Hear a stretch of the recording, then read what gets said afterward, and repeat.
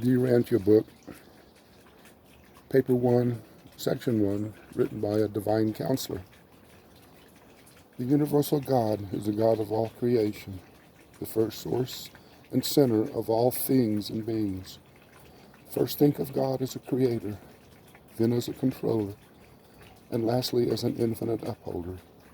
The truth about the universal Father had begun to dawn upon mankind when the prophet said, "You, God, are alone. There is none beside you. You have created the heaven and the heaven of heavens. With all their host, you preserve and control them. By the sons of God were the universe is made. The Creator covers himself with lights as with a garment and stretches out the heavens as a curtain." Only the concept of the universal Father, one God in the place of many gods, enable mortal man to comprehend the Father as divine creator and infinite controller. The myriads of planetary systems were all made to be eventually inhabited by many different types of intelligent creatures, beings who could know God, receive the divine affection, and love him in return. The universe of universes is the work of God and the dwelling place of his diverse creatures. God created the heavens and formed the earth. He established the universe and created this world not in vain. He formed it to be inhabited. The enlightened worlds all recognize and worship the universal Father, the eternal maker and infinite upholder of all creation.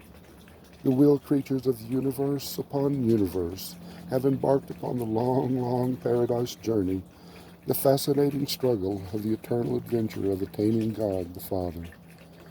The transcendent goal of the children of time is to find the eternal God, to comprehend the divine nature, to recognize the universal Father. God-knowing creatures have only one supreme ambition, just one consuming desire, and that is to become, as they are in their spheres, like him as he is in his paradise perfection of personality and in his universal sphere of righteous supremacy. From the universal Father, who inhabits eternity, has gone forth the supreme mandate, "Be you perfect, even as I am perfect." In love and mercy, the messengers of paradise have carried this divine exhortation down through the ages and out through the universes, even to such lowly animal origin creatures as the human races of Urantia.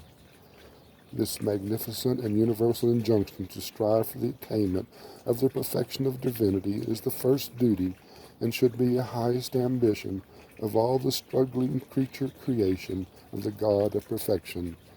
This possibility of the attainment of divine perfection is the final and certain destiny of all man's eternal spiritual progress.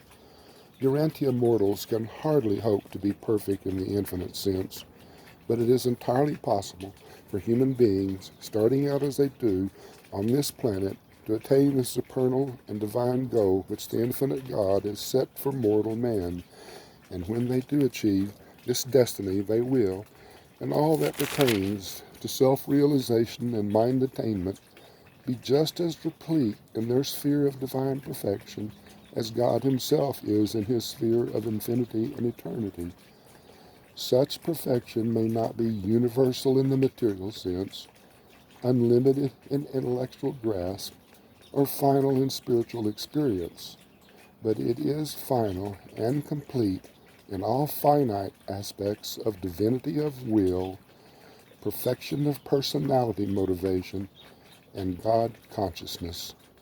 This is the true meaning of that divine command, "Be ye perfect even as I am perfect," which ever urges mortal man onward and beckons him inward in that long and fascinating struggle for the attainment of higher and higher levels of spiritual values and true universe meanings. This sublime search for the God of universes is the supreme adventure of the inhabitants of all the worlds of time and space.